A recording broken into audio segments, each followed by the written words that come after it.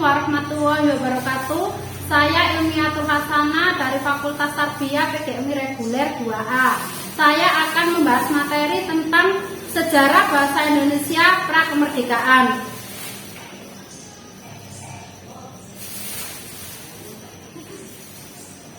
Perkembangan bahasa Melayu. Seputar bahasa Melayu. Menurut perkembangannya, bahasa Indonesia dipercaya berasal dari bahasa Melayu yang termasuk dalam rumpun bahasa Austronesia atau Melayu Polinesia. Bahasa Melayu merupakan salah satu bahasa yang paling berpengaruh di Asia Tenggara.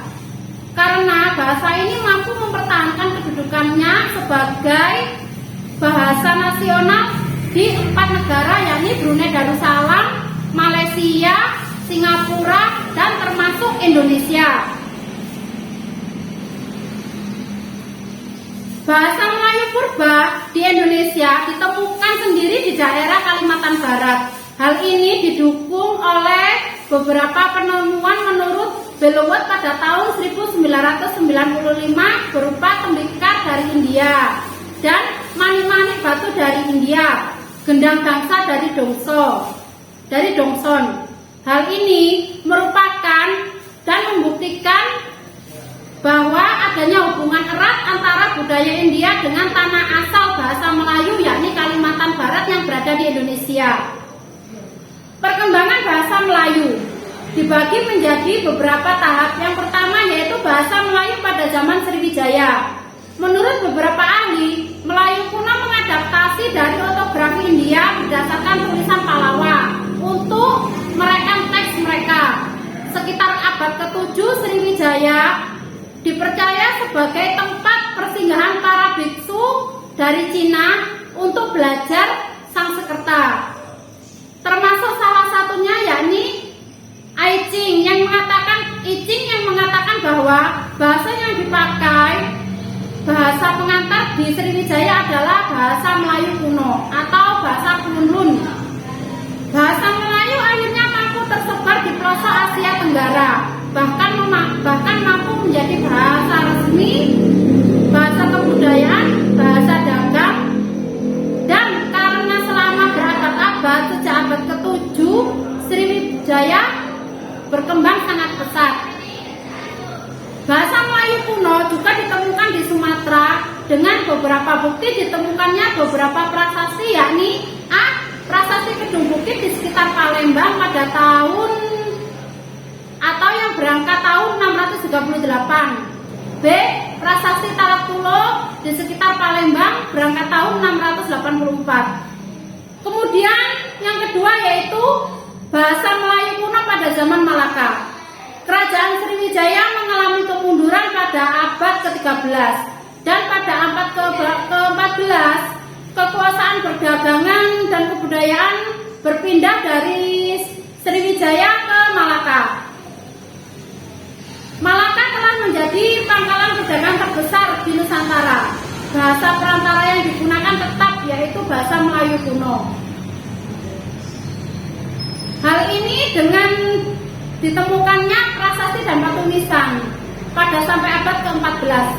Meskipun terdapat perubahan atau perbedaan ortografi ke dalam bahasa Jawa kuno pada prasasti tersebut.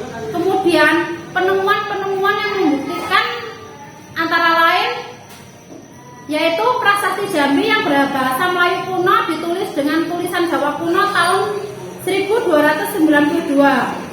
Batu nisan orang Islam berbahasa Melayu ditemukan di Minye Tujuh tahun 1380. Pada abad ke-14, Malaka juga digunakan sebagai pintu gerbang masuknya agama Islam ke seluruh Asia Tenggara. Pada abad ke-15, kejayaan kekuasaan perniagaan kebudayaan di wilayah Nusantara dengan masyarakat yang beragam menjadikan Indonesia khususnya pelabuhan-pelabuhan atau perniagaan-perniagaan sebagai wilayah yang kompleks. Hal ini berpengaruh kepada kehidupan masyarakat baik dari segi agama maupun segi bahasa. Meskipun begitu, budaya tulisan yang digunakan tetap yaitu budaya Melayu kuno. perhatian terhadap bahasa Melayu ini sangat luar biasa karena adanya beberapa catatan yang dilakukan oleh orang asing mengenai kosakata-kosakata dalam bahasa Melayu. Di antaranya, para duta besar dan panglima Cina telah mengumpulkan daftar kata bahasa Melayu di Malaka dan pulau-pulau sekitarnya selama lebih dari 100 tahun. Yang kedua, kosakata bahasa Melayu orang Eropa dikumpulkan pertama kali oleh seorang penjelajah bangsa Italia tahun 1522, yaitu Antonio Pigafetta. Antonio Pigafetta mengumpulkan daftar kata bahasa Italia Melayu yang kemudian diterbitkan dalam bahasa Latin Melayu dan versi Perancis Melayu. Tulisan Jawi adalah bentuk dominan dari kasustraan dalam bahasa Melayu karena berhubungan erat dengan abjad bahasa Arab. Malaka mengalami kehancuran setelah jatuh ke tangan Portugis pada tahun 1511. Pada abad ke-16 dikatakan sebagai patokan dalam sejarah bahasa Melayu. Karena selain teks Jawi yang banyak ditemukan, karya sastra dan hukum yang diciptakan di berbagai kerajaan banyak yang menggunakan bahasa Melayu dan berbagai kebudayaan serta keunggulan dari maritim Malaka. Hal ini membuat Patani, Brunei Darussalam, dan Johor berlomba-lomba bersaing dalam karya yang menggunakan bahasa Melayu. Dalam abad ke-16 pula ini menandakan akhir perjuangan yang panjang dari tahap sejarah bahasa Melayu. Yang ketiga, bahasa Melayu pada zaman Belanda. Belanda datang ke Indonesia menggantikan Portugis pada tahun 1596. Semua hal yang berbau Belanda harus diganti dengan semua hal yang berbau dengan Portugis harus digantikan dengan hal yang berbau Belanda, termasuk dalam segi bahasa. Akan tetapi, karena pengaruh bahasa Melayu yang cukup kuat dan telah menyebar luas, bahasa Melayu ini dapat bertahan sebagai bahasa resmi kedua setelah bahasa Belanda. Pada masa ini bahasa Melayu dibagi menjadi 3. Yang pertama bahasa Melayu tinggi atau bahasa Melayu asli. Yang kedua bahasa Melayu rendah atau Melayu campuran. Dan yang ketiga bahasa Melayu daerah. Yang keempat, proses bahasa Melayu menjadi bahasa Indonesia. Proses perubahan bahasa Melayu menjadi bahasa Indonesia sebenarnya terjadi karena satu alasan utama, yakni tumbuhnya kesadaran dari masyarakat atau pemuda di Indonesia untuk merdeka. Bahasa Melayu menjadi bahasa pemersatu, yakni bahasa Indonesia yang mampu menumbuhkan rasa persatuan dan kesatuan serta rasa kebangsaan di kalangan seluruh bangsa Indonesia. Sekitar tahun 1908, pemerintah Belanda membentuk Komisi Bacaan Rakyat yang berkembang sangat pesat. Pada tahun 1917 berubah menjadi nama Balai Pustaka, dan pada tahun 1918 Balai Pustaka mendirikan Taman Pustaka yang mampu memunculkan pengarang-pengarang berbahasa Melayu.